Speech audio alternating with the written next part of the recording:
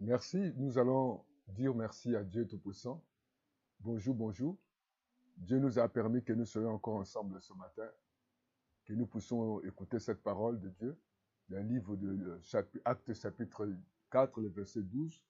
Ensemble, nous pouvons toujours commencer à dire merci à Dieu, parce que si nous sommes en vie, c'est par la grâce de Dieu. Si nous mangeons, nous marchons, nous parlons, c'est toute chose, c'est par la grâce du Seigneur. Donc Dieu a décidé afin que nous soyons ensemble pour écouter cette parole de Dieu ce matin. Disons merci. Seigneur, nous voulons te dire merci. Merci pour le souffle de vie. Merci pour ta protection. Merci pour le Saint-Esprit que tu nous as laissé comme consolateur. Nous avons besoin de toi, ô Saint-Esprit. Conduis ce moment au nom de Jésus. Amen. Je lis la parole du Seigneur dans le livre de Actes chapitre 4, le verset 12. Il y a de salut à aucun autre, car il n'y a sous le ciel aucun autre nom qui a été donné parmi les hommes, par lesquels nous devons être sauvés. Donc, il n'y a aucun nom qui nous a été donné, si ce n'est que le nom de Jésus. Je l'intitule ce terme, Jésus est le seul qui peut te sauver. Il n'y a pas d'autre nom. Ici, l'auteur du livre de Actes des Apôtres, donc, Luc l'a dit, ici, il nous parle du salut.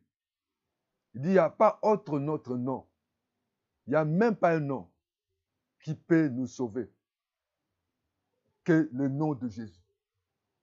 Jésus est venu afin que nous puissions avoir la vie. Le diable est venu pour détruire. Mais il n'y a aucun nom que Dieu nous a donné.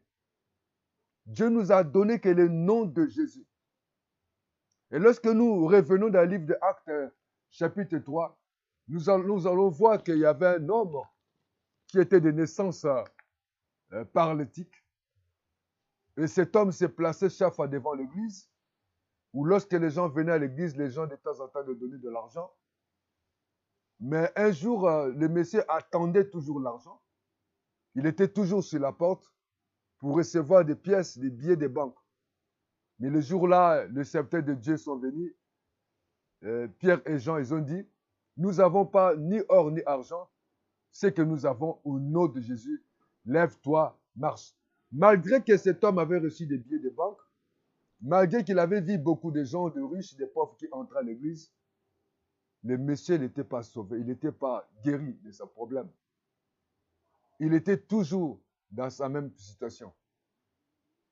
Voilà pourquoi le jour-là, Pierre est venu avec Jean. Ils ont dit, nous n'avons pas l'or et l'argent. Donc l'argent a des limites. Et le pouvoir a des limites. Mais Jésus ne change pas.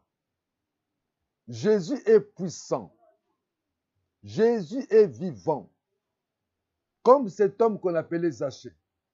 Il était riche. Il avait tout. Il était considéré. Qui a tous les biens matériels. Il était comme un directeur des impôts ou de la douane. Il était considéré, mais il avait un problème. Sans Jésus, tu as un problème. Parce que Jésus est venu porter le salut. Tu as besoin de Jésus. En dehors de Jésus, c'est l'insécurité. C'est la mort. Elle a dit, l'auteur des Actes des Apôtres, il a dit, nous avons notre nom. Pas notre nom qui peut nous sauver. Ce n'est pas le nom des prophètes. Ce n'est pas le nom de telle personne. Mais c'est le nom de Jésus. Ce n'est pas le nom de marabout ou de féticheurs. Tous les noms vont passer. Le seul qui est mort ressuscité, c'est Jésus. Et Jésus le seul a dit, j'ai tout le pouvoir. Chers frères et sœurs, crois à ce Jésus-là. Il va te sauver.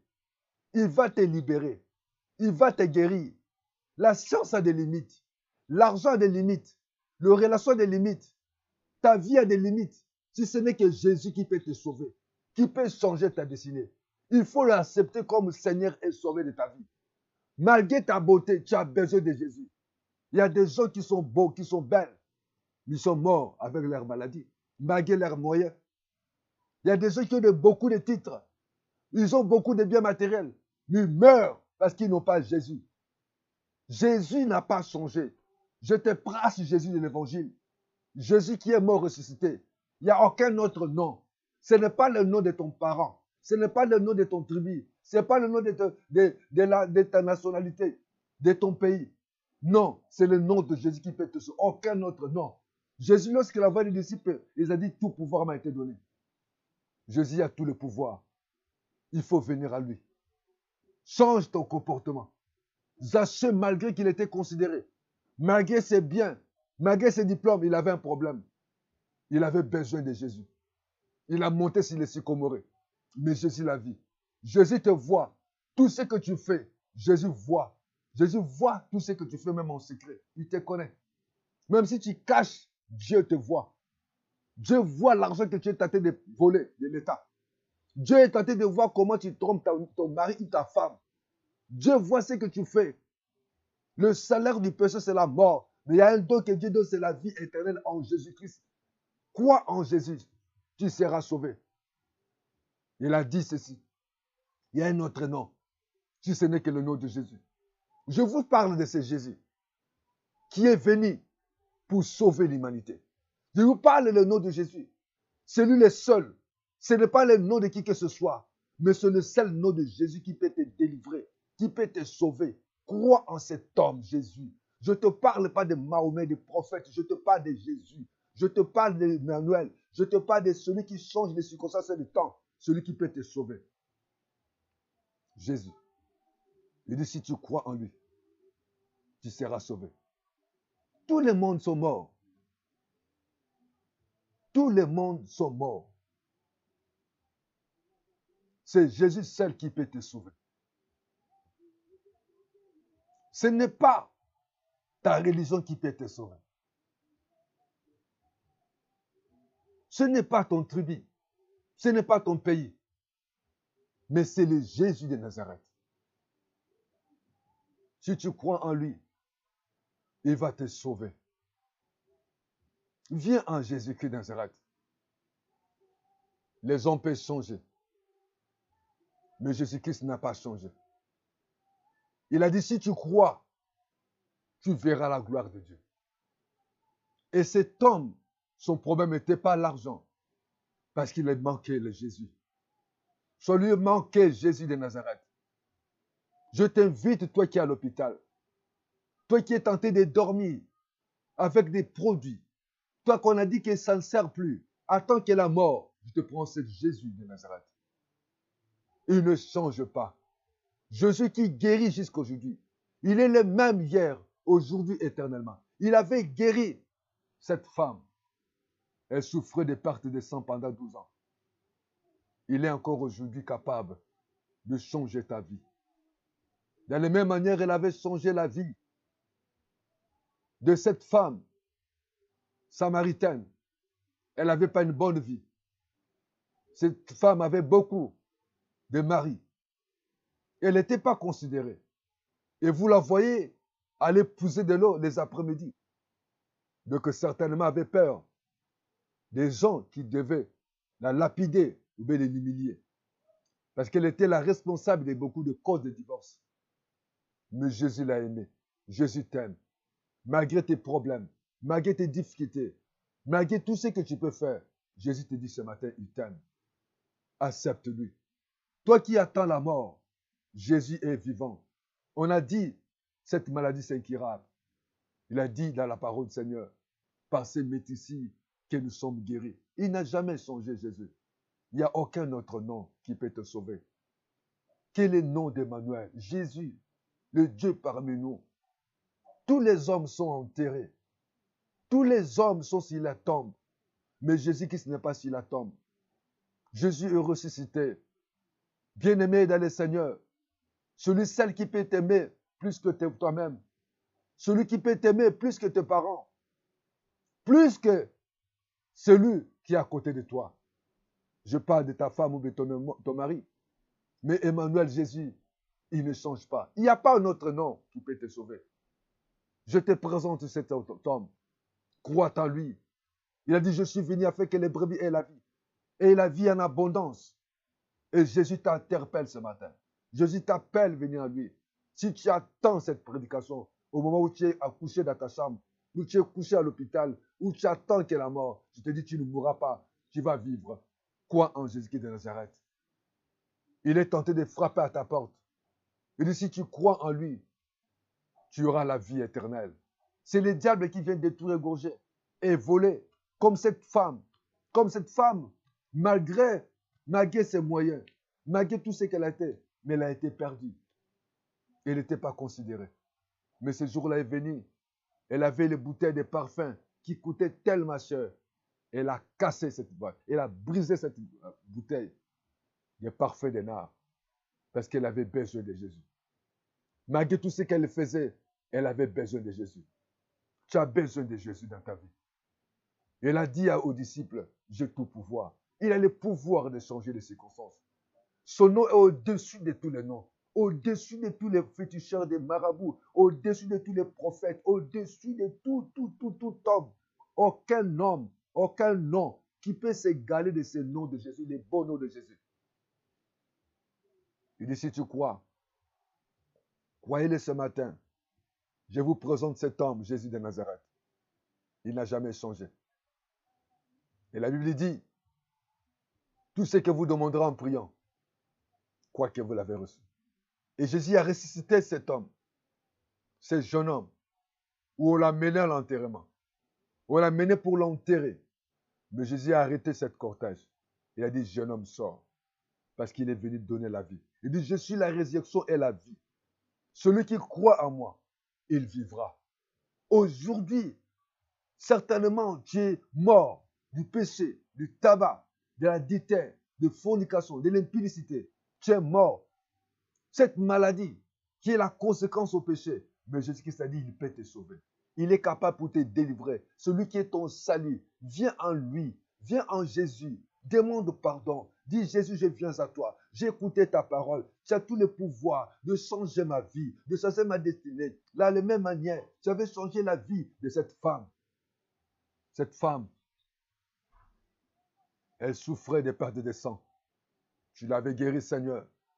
Zachée, malgré qu'il était considéré, mais il avait un problème.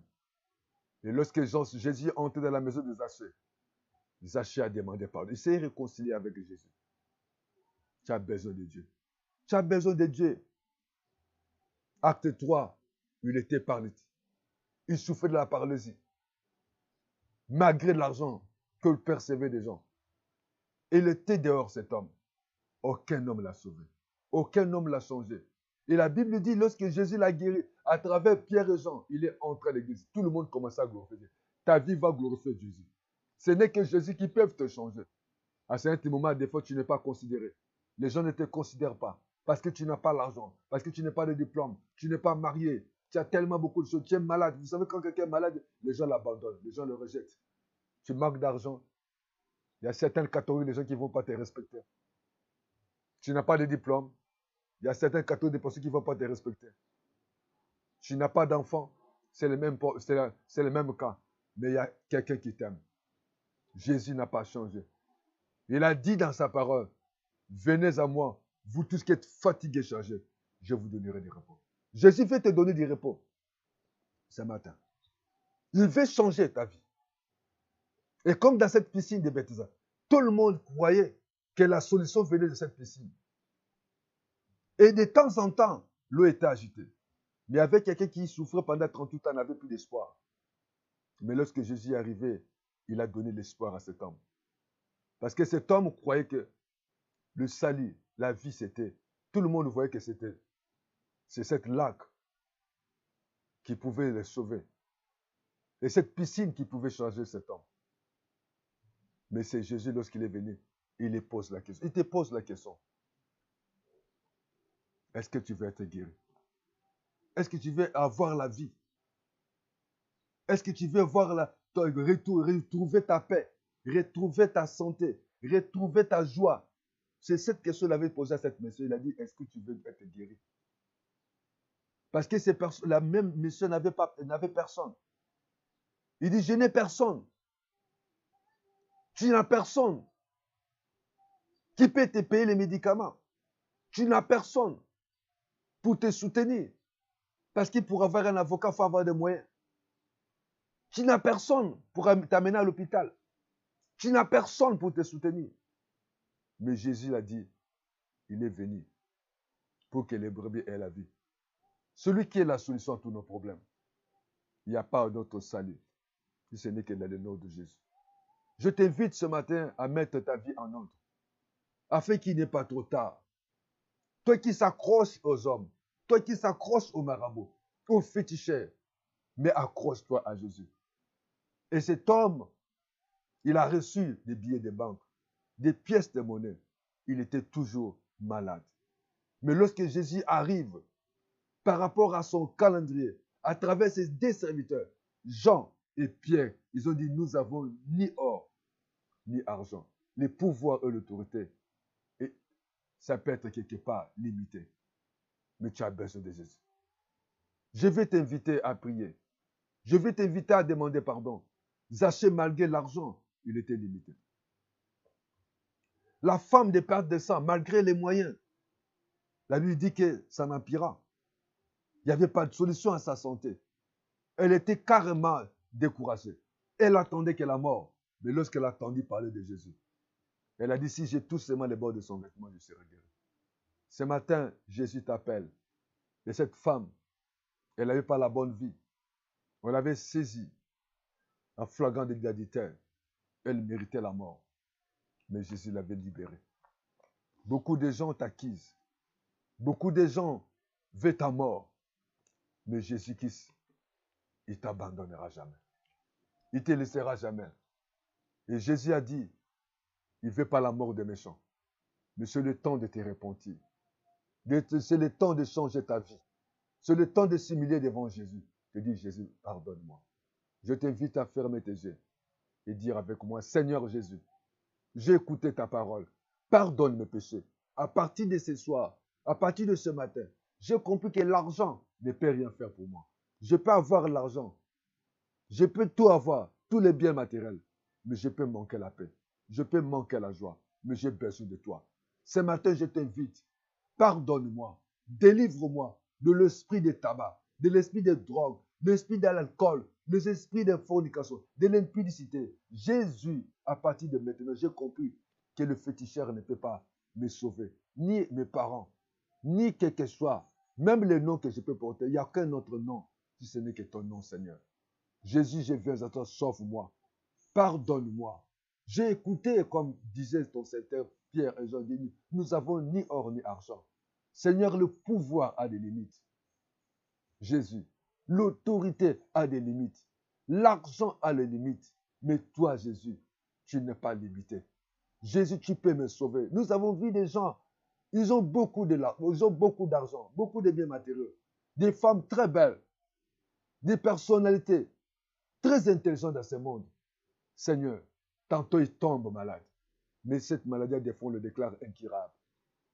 Il y a certaines personnes, malgré leurs moyens financiers, mais ils n'arrivent pas, Seigneur, à donner solution à leurs problèmes. Ils passent des nuits avec des produits pharmaceutiques. Il y a certaines personnes, malgré leurs biens, avant de dormir, ils doivent boire quelque chose. Mais Seigneur, tu es la vie, tu es la vérité. Tout le monde sont morts, mais toi, tu n'es jamais mort. Toi, tu es ressuscité. Voilà pourquoi ce matin, je viens à toi. Je m'abandonne à toi. Je me confie à toi. Sois mon Seigneur et Sauveur. Et à partir de ce matin, je décide de marcher par ton esprit. Je décide, Seigneur, d'abandonner cette vie d'impulsité, d'adultère, de fornication. Seigneur, à partir de maintenant, je vis que les marabouts ne peuvent pas me sauver. Aucun nom ne peut me sauver, même pas le chef de ma famille, si ce n'est que toi, c'est Jésus. Oh Jésus, je te dis merci. Sauve-moi. Tu as dit, quiconque invoquera le nom de Seigneur sera sauvé. Seigneur, je t'invoque, Seigneur, dans ma vie. Je t'invoque de venir dans ma vie. Je t'invoque de me libérer. Je t'invoque de me pardonner. Transforme-moi. Délivre-moi. Guéris-moi. Restaure-moi. Seigneur, il n'y a que toi qui peux me changer. Cet homme, malgré l'argent, il n'y avait pas de solution. Malgré, Seigneur, toute personne qui venait à cette église, son problème était là le même. Mais Seigneur, j'ai écouté qu'il y a un autre nom, si ce n'est que ton nom. Je te dis merci, Papa, pour m'avoir écouté. J'ouvre mon cœur. Entre dans mon cœur. À partir de maintenant, sois mon Seigneur et Sauveur. Que ton esprit puisse me conduire. Je te dis merci pour le pardon de mes péchés. Je te dis merci parce que j'ai compris que sans toi, je suis mort. Sans toi, je n'ai pas la sécurité. Mon sécurité, ma destinée, mon avenir, le véritable joie, la paix que le monde ne peut pas donner, mais toi, tu peux le donner. Je demande à toi merci. Merci parce que tu m'as écouté. À partir de maintenant, tu m'as fait ta fille, ton fils. Parce que tu as dit à tous ceux qui l'ont reçu, je crois à toi. Je te reçois comme mon Seigneur et Sauveur. Tu m'as donné le pouvoir de devenir enfant de Dieu. Gloire et louange à toi. Parce que le salaire du péché, c'est la mort. Mais tu me donnes la vie. La vie, c'est en Jésus. Louange, honneur à toi. Je vous invite à chercher une église où la parole de Dieu est prêchée. Va prier dans cette église. Si tu n'as pas encore reçu Jésus-Christ de Nazareth, tu peux nous appeler. Nous allons te donner conseil. Que Dieu vous bénisse. À bientôt. Avant qu'il ne soit pas trop tard, cherche à régler ton problème avec Dieu. À bientôt. Merci Seigneur. Amen.